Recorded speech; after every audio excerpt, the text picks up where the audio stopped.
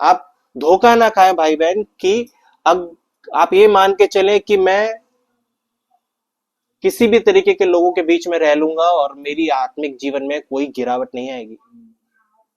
ये बहुत बड़ा खुद को धोखा देने वाली बात है और खुद को टेस्ट करने वाली बात है। और अक्सर लोग खुद को टेस्ट करते हैं कि देखो मैं ये चीज कर इन लोगों के बीच में रहता हूं बट मैं नहीं गिरा। और अक्सर जब जो लोग जिस तरीके से ये लोग बोलते हैं वो किस पे भरोसा कर रहे होते हैं? खुद पर।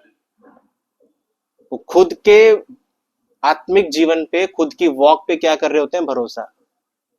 और वो भरोसा कर रहे होते हैं कि मैं इतने घंटे प्रार्थना करता हूं, इतने घंटे बाइबल वचन पढ़ता हूं, ठीक है, तो मैं किन्हीं भी लोगों के साथ रह लूंगा, मुझे फर्क नहीं पड़ता। तो मैटर करता है कि आप किन लोगों के बीच में रहते हैं। ये चीज दिखाती है परमेश्वर के सामर्थ को। इस वचन से हम पाते हैं कि परमेश्वर के सामर्थ क्या है।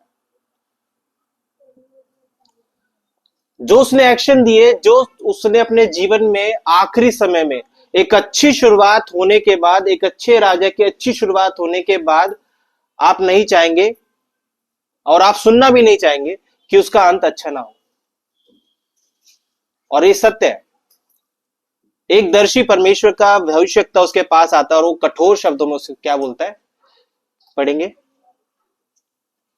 उस समय हनानी दर्शी यहूदा के राजा आसा के पास जाकर कहने लगा, तूने जो अपने परमेश्वर यहोवा पर भरोसा नहीं रखा वरन अराम के राजा ही पर भरोसा रखा है, इस कारण अराम के राजा की सेना तेरे हाथ से बच गई। यहाँ पे वो स्पष्ट रूप से बोल देता है तेरी गलती क्या है। वो स्पष्ट रूप से बोल देता है। उसका सिंपल सा कहना है और परमेश्वर के वचन के अनुसार कि तेरा भरोसा जो है, तू जो विश्वास करता है वो परमेश्वर पे नहीं करता है। तू विश्वास करता है एक व्यक्ति पर, और तूने अपने विश्वास को, अपनी सामर्थ्य को देखा है एक व्यक्ति के रूप में, ना कि परमेश्वर के रूप में।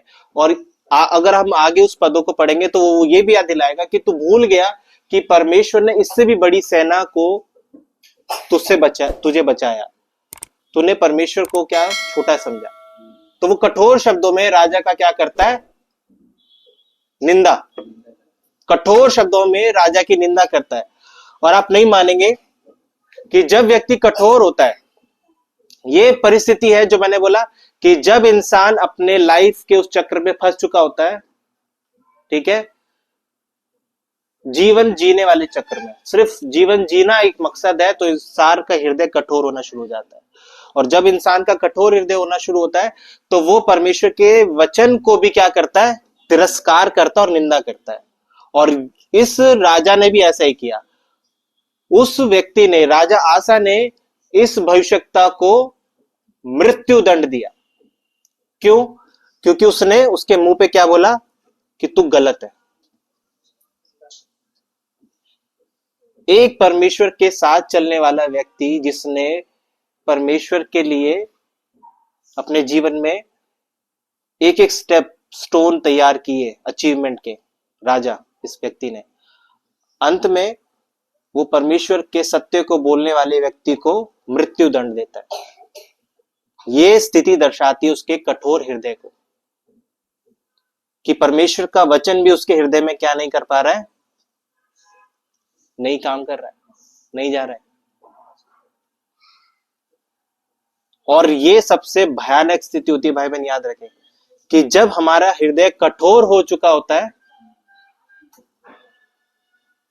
तो हम परमेश्वर के वचन को आदर नहीं देते। वो सिर्फ किताब में लिखे हुए एक शब्द रह जाते हैं।